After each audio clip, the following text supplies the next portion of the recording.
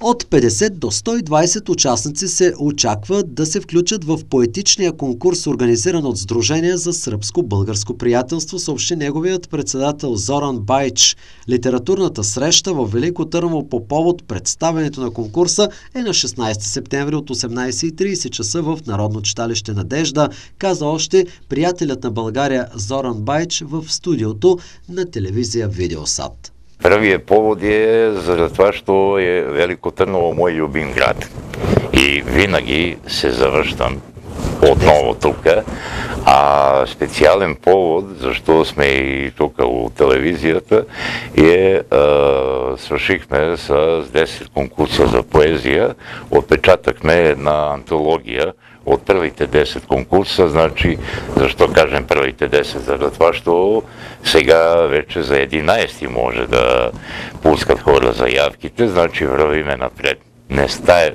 Няма да станеме с 10, да. Продължаваме до 20, като свърши 20, пак антология и пак продължаваме. Сега, какъв е този конкурс за литература, за творчество, какво? За поезия. Стартира той? За поезия. Да, добре. Той стартира, значи 2013 година регистрирахме това сдружение в Нови Сад. Значи тая година още един повод е 10 години, точно така, юбилейна година. Да. И 2014 стартирахме с конкурса за поезия у Велико Търново. Това ще е третото представяне. Вече 2 минаха и 2 са били у София. Иначе у Сърбия, Нови Сад, Белград, Ниш, там сме редовно.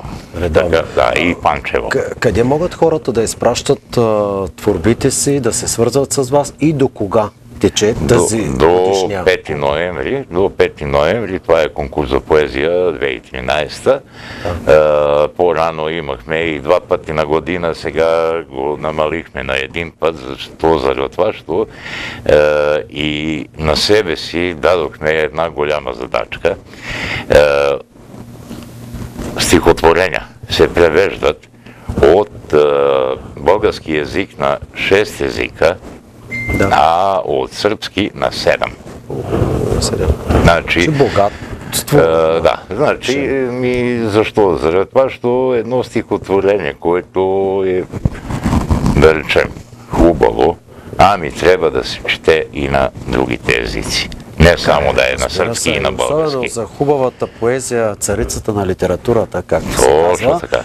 Колкото повече достигне до хората, толкова по-добре. Точно така. Значи... Има ли награден фонд този конкурс? Или... Не.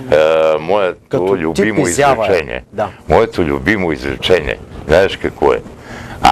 Поезия излиза от душата. Аз кой съм или ти да оценяваме душата на някой? Цялото интервю с Зоран Баич може да гледате този петък в седмичното обзорно предаване на телевизия Видеосат Денят Плюс от 20 часа и 30 минути.